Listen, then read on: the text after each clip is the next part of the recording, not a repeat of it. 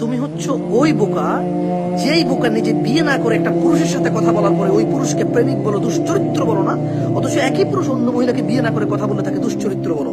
তোমার সাথে যদি জানা ব্যভিচারে লিপ্ত হয় তাহলে পুরুষ প্রেমিক, আর অন্য কারোর সাথে জানা ব্যভিচারে লিপ্ত হলে পুরুষ দুশ্চরিত্র।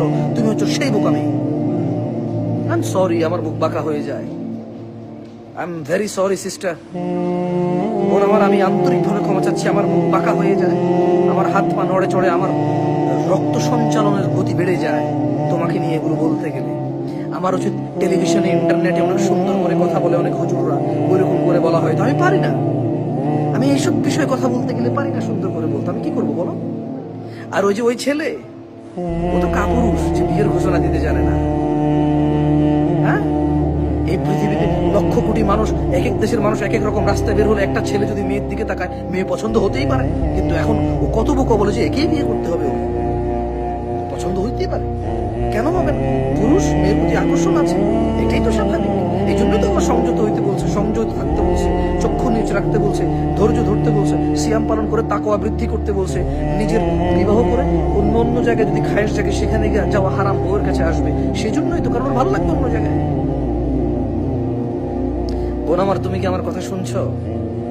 তুমি এমন বোকা হইও না যে তোমার সাথে জানা করলে প্রেমিক বলবা, অন্য কারোর সাথে জানা করলে পরকীয়া বলবা, এবং বলবা যে সে দুশ্চরিত্র, অথচ সে তোমাকেও বিয়ে না করে কিন্তু তোমার সাথে ঘনিষ্ঠ হয়েছিল।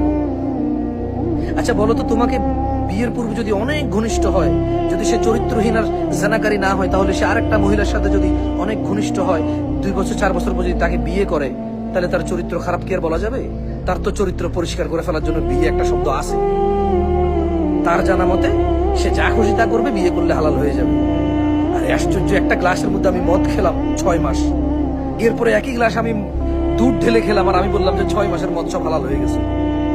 প্রত্যেকটা প্রেমিকের যুক্তি এমন, প্রত্যেকটা জানাখোর জানি জানাকার বদকারীর যুক্তি এমন।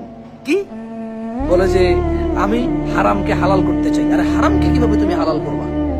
একটা গ্লাসে যদি 6 মাস মদ খায়, এরপরে যদি এটার মধ্যে দুধ খাওয়া শুরু করে দেয়, পানি খাওয়া শুরু করে দেয়, যখন সে দুধ খাবে আর পানি খাবে তখন সেটা হালাল। বাট আগের 6 মাস মদ খাইছে, সেটা তো গুনাহ থেকে যায়।